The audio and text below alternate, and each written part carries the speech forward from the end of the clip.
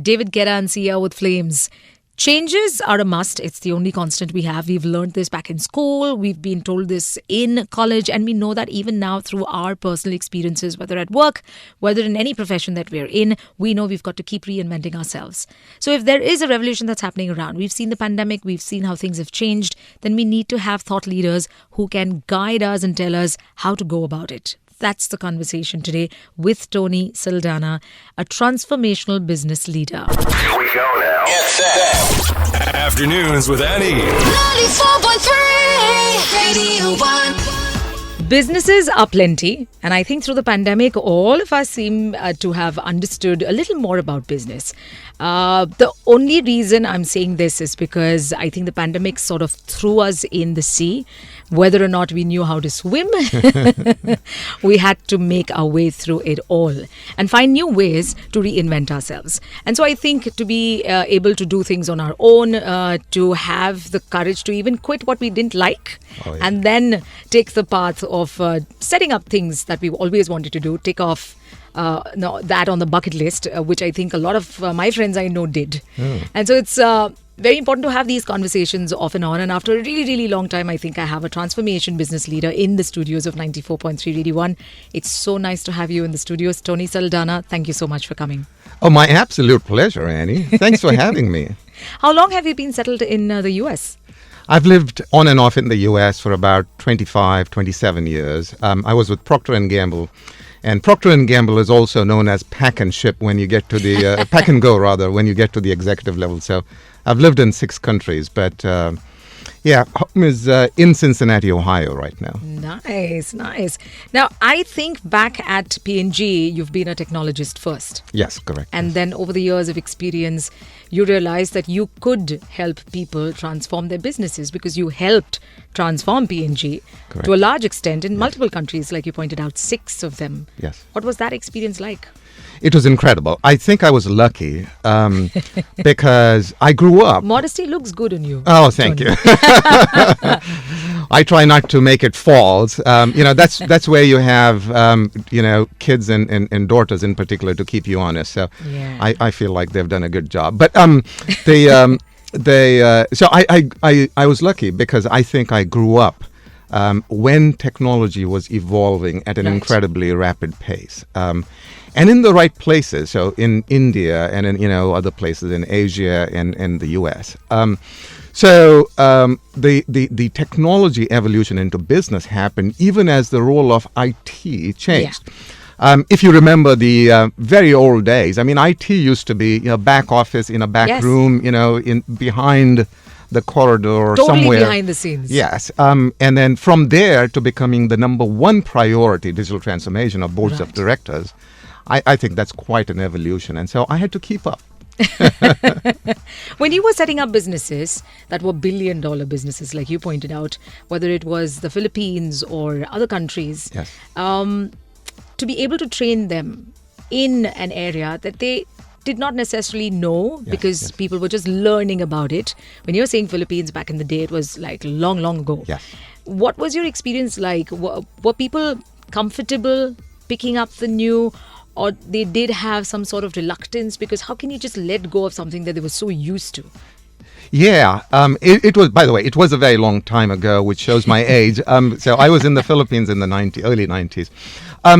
Look, here's one thing I have learned about people. People in general are motivated by similar things, to do well personally, to do well for their families. And they have the same fears, which is, of the unknown. This is a technology I've never touched. This is a phone. This is a PC, whatever I've never done before. But when you give them the right reasons, you talked about the pandemic. The pandemic gave grandmothers a real reason to pick up the phone and to learn how to do video chats with their grandkids. And they did it. I mean, there was no complaining. It was basically learning. So that's really, going back to the Philippines and all of the other experiences, I think we have to take a more human-centered approach to this, right? If you're a business leader that says you have to use this software or technology, you're going to get compliance, but grudgingly. I think if you make it personal, you get people to come along with you. The man with an experience of over 4 decades now clearly knows how to get people going, how to get people convinced. Because, yes, like you said, there is a plausible purpose that you can show them. Yes. To grow into the future. And that, I think, is something everybody is looking forward to grow. Don't go anywhere. We've got a lot more to talk about. I've got many more questions for Tony Saldanha, technologist and business leader in the studios of 94.3 Radio 1. Escapism by Ray is what I'm slipping into next. You're listening to me doing an interesting conversation with a thought leader, a business transformationist, if I could call him, a technologist, Tony Saldanha. Stay tuned.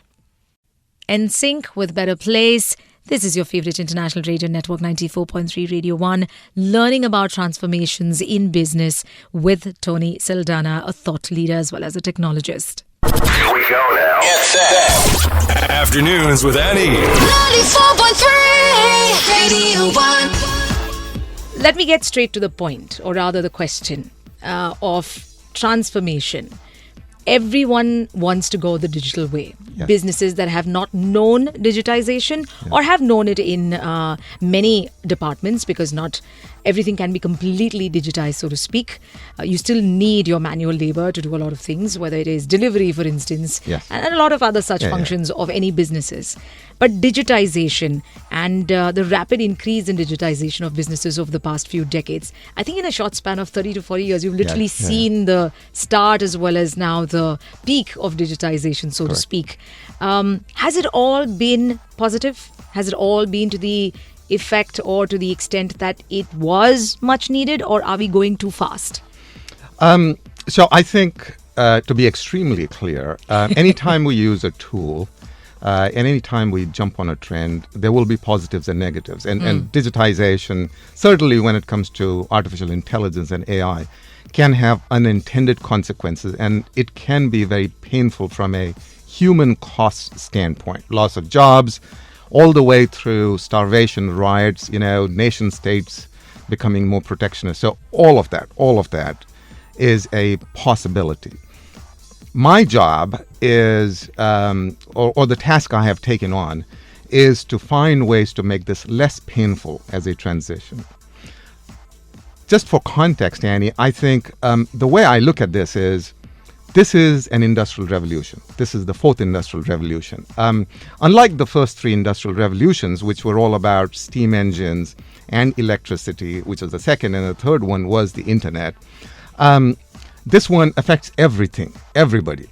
Digital is pervasive. If you're in medicine, biotech. If you are even just a normal person as a child, you are affected by social media, which is another technology. So this one's pervasive. It eats every other technology.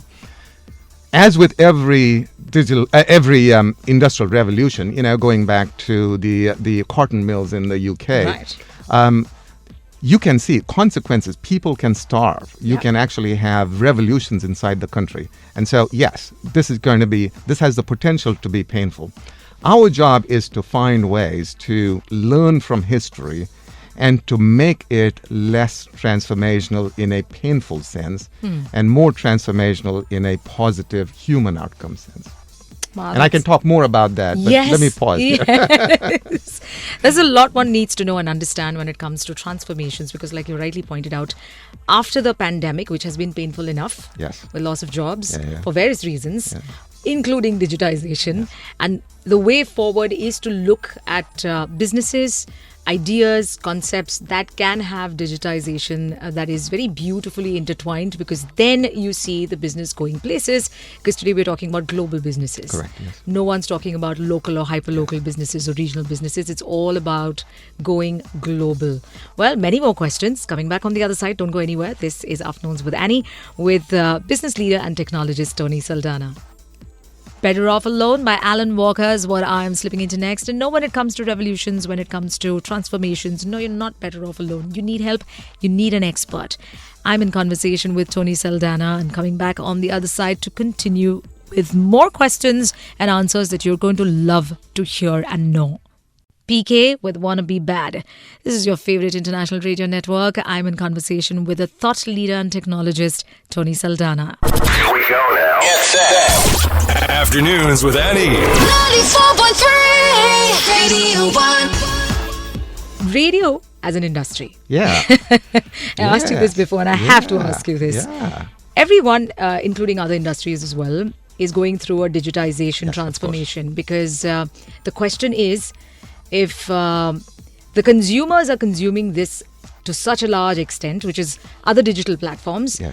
then will radio become redundant? Correct. Yeah. And so, how can we then, without losing the essence of radio or its core, continue being a digital cum radio sort of an organization or business or industry on the whole?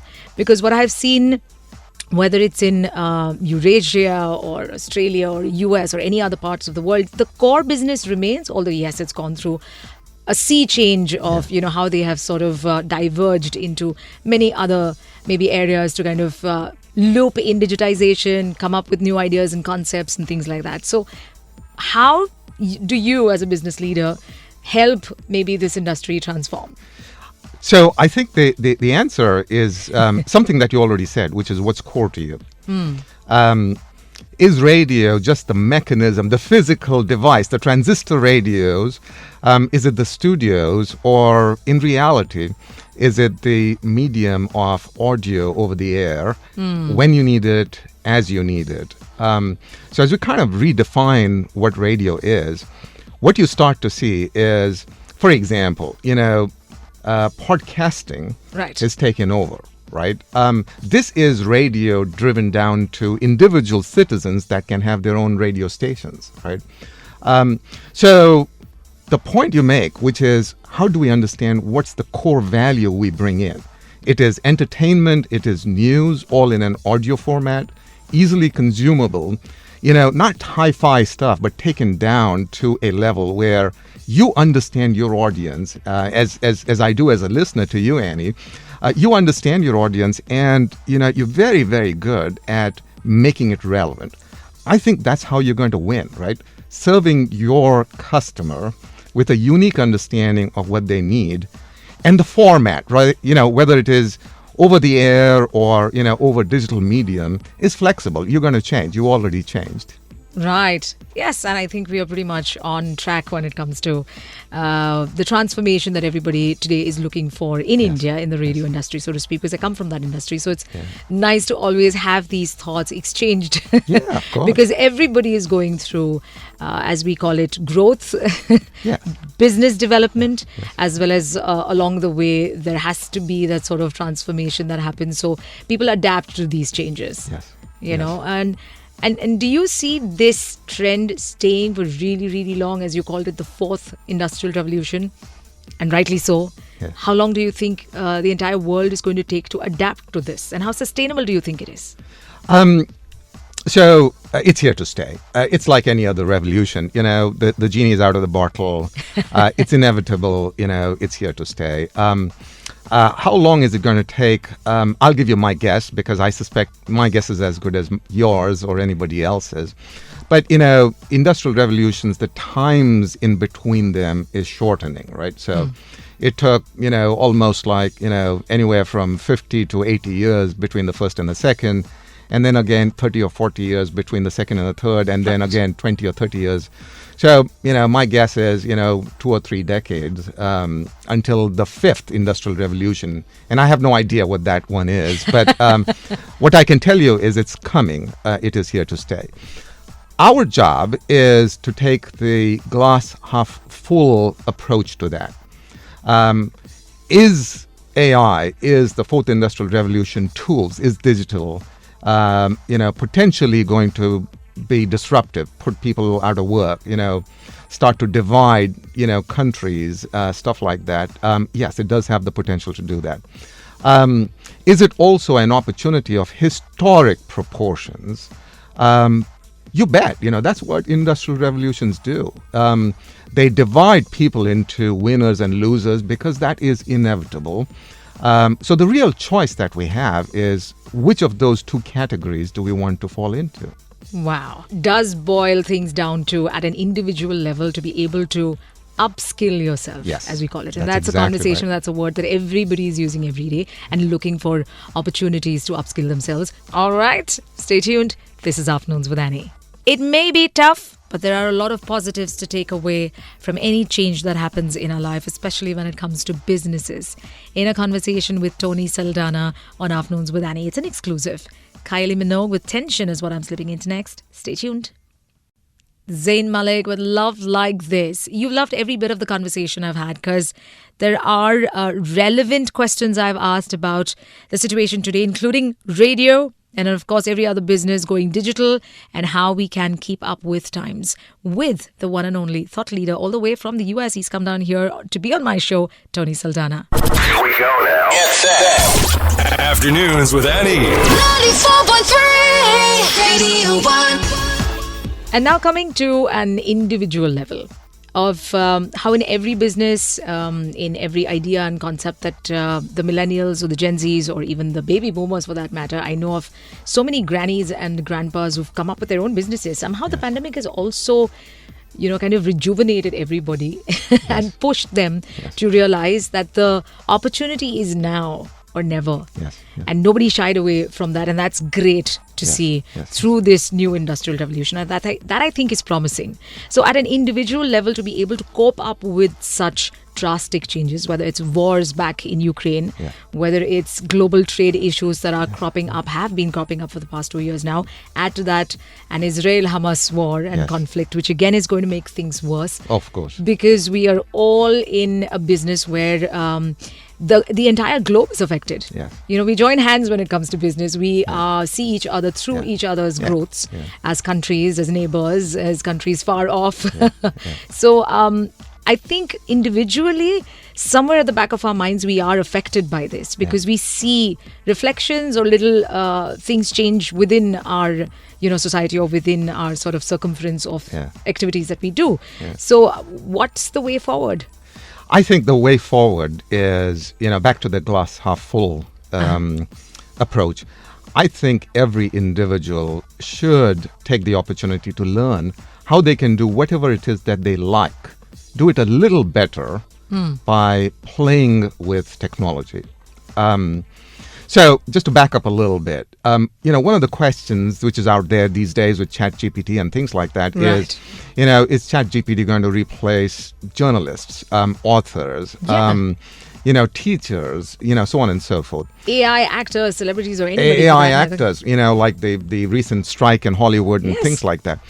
And the answer to all of that, which, you and I know as well as everybody else, is that it is not an AI that's going to replace a teacher, but a teacher that uses AI is going to replace a teacher that does not use AI, right? So, as has always been the case, back to my Industrial Revolution framework, the value that the human brings in is always going to be there. This does bring me to the very basic question, and that is, what are the industries we're looking at that are going to boom in this industrial revolution? So I have actually an interesting take on this. I think industries are going to get redefined.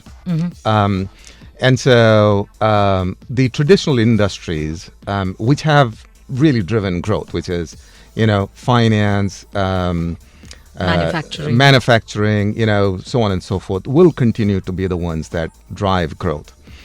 But I think what is getting redefined is what is a financial institution, what's a manufacturing institution, in the days of 3D printing. I mean, if you can print some of the manufacturing products in your own home, is your house a factory, right? And so I think that's really the opportunity of learning how to do existing industries differently. You talked about radio, radio connecting to individual podcasting, connecting to individual journalism. I think that redefines radio. And as Radio 1 is done very, very well, the more you dabble with it, the more popular you become. Absolutely. Oh my God. You know what? We've just opened a can of worms. And there are so many questions. I can keep going on and on and on, because it's also about change of mindset. Yes, It's it also is, yes. about opening up your minds to the existence of aliens, which has been happening in the parliaments of the world. Exactly. Who knows, tomorrow all parliaments will start discussing it, because they want all of us to know that there is a possibility of maybe space travel for real. Yes, for sure. Maybe the fifth revolution could be about that, Yes, looking for opportunities on another planet. Yes. Yes. Well, Tony, this has been amazing. You heard it from the technologist, the thought leader, a transformation leader himself, Tony Saldanha. So it's not difficult. As individuals, as people who are part of this change, I think it's time we reinvent ourselves. So don't stop short. Go all out. Learn as much as you can. Keep upskilling yourself. With that, I've come to the end of my show. I'm leaving you with A Single Soon by Selena Gomez. We'll be back tomorrow, 12 noon, 94.3 DD1 One World, your station. Talks about movies and a little bit of music, and of course, specials that will happen with trending stories, contests, Get Some Sun Season 7, and also Campus Beat. It is on Amazon Mini TV. The cast as well as the director, lead cast, and the director Palki Malhotra on the show with me tomorrow as their second season drops this week. It's going to be an exclusive. I'll catch you tomorrow 12 noon then. And you better stay safe, cool, green, and loved.